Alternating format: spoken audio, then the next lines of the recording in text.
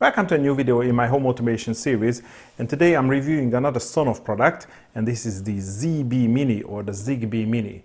If you think you have seen this device in the past, well actually you are right, because we did have a regular Mini in the past. Actually this is probably 2 or 3 years old, must be. And just like we have a Wi-Fi version of the Sonoff Basic and now we have a Zigbee Basic, well this is the Wi-Fi version of the Sonoff Mini, and this is the new Zigbee Mini. And just to refresh what the Zigbee Mini is and why is it special, it is just like a single gang Sonoff smart switch. So it can switch one single output, but it does have two additional terminals here, and that is to connect a regular switch. So the idea behind this device is that it is small enough that you can hide in the wall behind your regular switch, and that's going to make your old, regular switch a smart switch.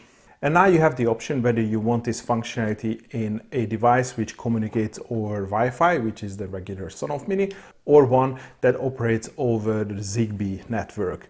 And I'm going to overlay some information here what are the reasons you would choose Zigbee over Wi-Fi. And of course, if you are planning to purchase a Zigbee device, you need a Zigbee bridge.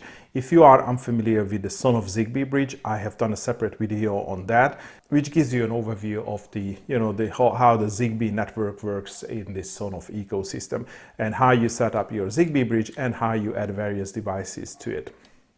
But to be honest, if you have seen and you understood how the Sonoff Mini works, the Zigbee Mini is not going to be anything special. The wiring and most of the functionality are the same. There are a few small things. You are getting less features in the device settings. Namely, what is missing at the moment is you can't group Zigbee Mini switches, you can't group Sonoff Mini switches, and you don't have the option to use or to set up inching or the auto off functionality. But there is a fairly similar functionality in the loop feature, and I'm going to cover that later in this video. Just like with the old Sonoff Mini, the Zigbee Mini has a 10 amp relay. I'm going to talk about the wiring just in a few minutes, but as you can see we have 6 terminals in the front. Just like with the old Sonoff Mini, the first 2 terminals are neutral terminals, so this can be like a neutral in and a neutral out. Of course they are internally connected. And then you have an L in, that's the line in.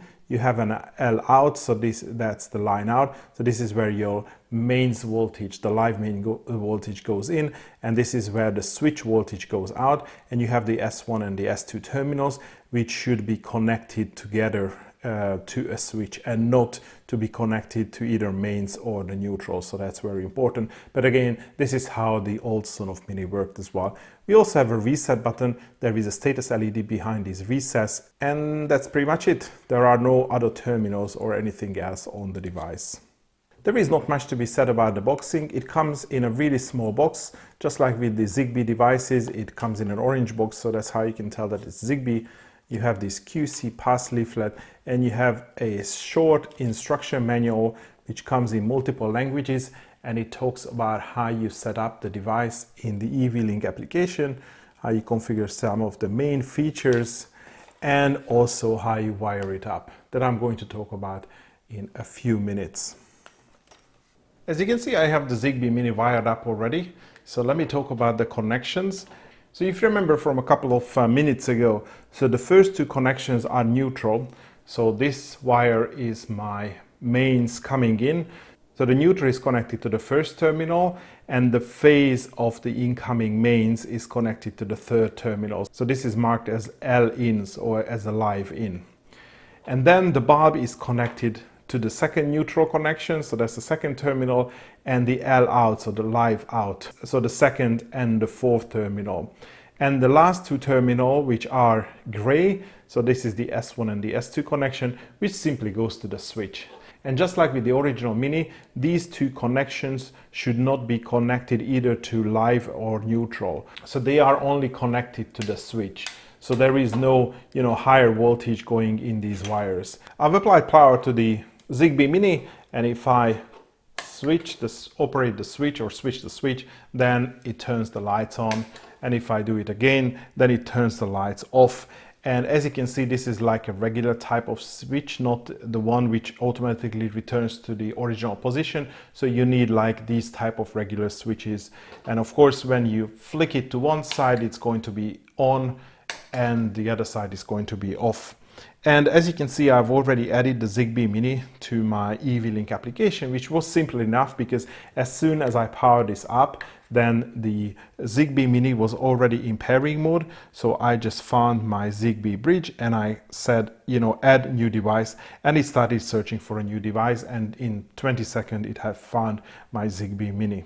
So it is a fairly easy process if you are doing this for the first time.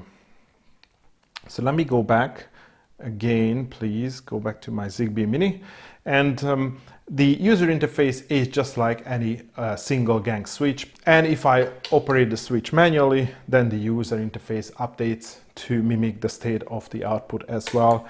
And of course, I can operate it from here as well, no issues. And if I switch it on using this physical switch, I can turn it off over here as well in the app. As I mentioned with previous switches as well, if you are using both the physical switch and the app as well, then the way, you know, the switch is, you know, physically located and how your output behaves could be different. So if you observe the switch now, it is off in the sort of down position and it's on in the up position. But if I turn it off from the app, then, you know, this up position is now off and the down position is on. You can't really do anything about that. This could be a little bit annoying if you kind of used to how, you know, the switch turns on based on, you know, how your switch sort of like either flips up or down. But yeah, that's the only thing about that. And if you look at this screen, you can see that it behaves just like the regular Sonoff Mini. So you have three options. You can set up schedules where you can specify hour and the minute on various days of the week when the device should either turn on and off. So you can create schedules when the light comes on and when it goes off automatically. And you can have multiple of these schedules. So each of them is going to be either a switch on or a switch off command. And you also have the timer. So if I turn this one on, and if I said I want to add a, let's say, let me pick something small, like a 3-minute timer, and the end of the timer, I want the device to be turned off. Then this timer is created. And if I go back, then now we can see that a timer is active. So after 3 minutes, the device is going to turn off, but this is something that you need to activate manually all the time. So this is very similar to how you set up a sleep timer on your TV. So you have to press the button to activate, let's say, the 15-minute or a half an hour timer, and then the TV will turn off. But that setting is just a one-time setting. And the last option is a loop timer, where, for example, if you set it to alternate, you can create a different on and an off cycle, and your device is going to switch between those states indefinitely. So let's say you want the device to be on for 20 minutes, and then it should be, you know, off for, let's say, 1.5 hours. Where is, yeah. And I change this to off. So you can create that sort of schedule. I'm thinking this could be some sort of pump where it needs to periodically pump water, let's say out of your well or something like that. Probably this is less useful or, you know, typical application for a light. But this is something that you can do, and you can even specify at what point this automation should start and whether this should be enabled or not. So I can activate this loop timer, for example, and now it's going to be active. Okay, so these are the features that you are getting in the main application. Let's see what we can do in the device settings. So I'm going to click on the 3 dots, and that's the device settings for the Zigbee Mini. As you can see, you can change the name of the device, how it appears on your app. You can change the location, so you assign it to a different room, and you can display the logs. So it's going to show you who operated this device. That could be useful, especially if you are sharing this device into different users, and you have a device ID. And that's pretty much it. And by the way, the 3-minute timer has elapsed, so this is why the device turned off automatically. As you can see, the timer no longer has that notification, so it is definitely off now. And just for reference, here I'm showing you what the device settings for a regular Sonoff Mini, so the Wi-Fi version of the Sonoff Mini looks like. And as you can see, it has a lot more settings than the Zigbee Mini. Maybe the Zigbee Mini is going to have the same number of settings in the future, but definitely not at the moment. And well, I'm not even in the latest firmware. So the location, assigning the location is the same, but we haven't seen the share and the create group. So create group could be important if you have multiple of these and you want to control them at the same time. So you can only do that with the Wi-Fi version. For the Zigbee version, you probably have to use scenes to set that up. And also there is a new functionality which, to be honest, I haven't even covered because this wasn't available when I reviewed the Zigbee Mini. So there is a separate triggering options for the external switch.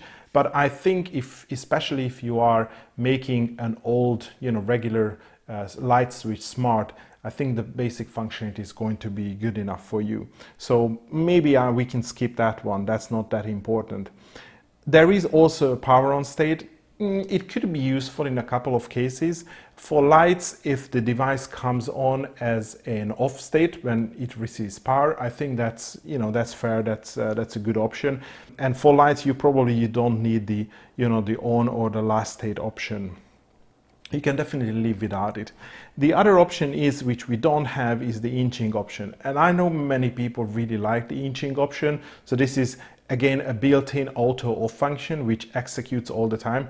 So whenever you turn on the device, it will automatically turn off, let's say after 5 minutes.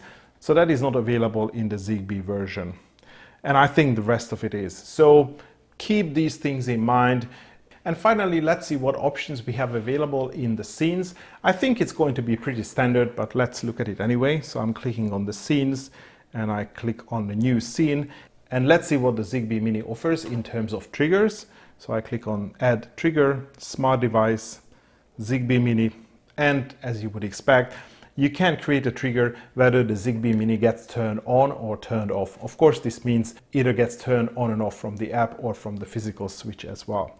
So yeah, you can do that. So you can build an automation. And again, if you want some sort of group functionality, this is the function that you want to use. So let's say if you have two Zigbee Minis and they are controlling the lights that need to be turned on at the same time, then you have to build automations when one of the Zigbee Mini turns on, then the other should turn on as well. And once this turns off, the other one should turn off as well. And actually that's the second part of the automation, which is the action. So let's test the Zigbee Mini here as well. So smart device, Zigbee Mini, and yes, we have on and off available here. And actually there is a second best alternative to the inching option, which is actually in the loop timer. So if you set up the loop timer like this, where you set the loop method is repeat, you set the time auto off period here, let's say 1 minute, and you set it to off. And of course the from is, well, the current date, and then you enable that. What it means that once you turn it off, after 1 minute it's going to turn off, or whatever time that you have set here. The only issue is that it is not exactly 1 minute. So I think there is an internal timer which gets set or gets started, and based on when that timer expires, let's say if you've set 15 minutes, it might be 15 minutes, or it could be just 14 minutes, 1 second, something like that. But if you are setting like a 5 minute or like a 10-minute timer, it's going to be close enough that you wouldn't notice the difference. And anyway, this is the best alternative that I can offer you for inching. So this is all you need to know about the Zigbee Mini. But that's all for today. Thanks for watching and see you in the next video.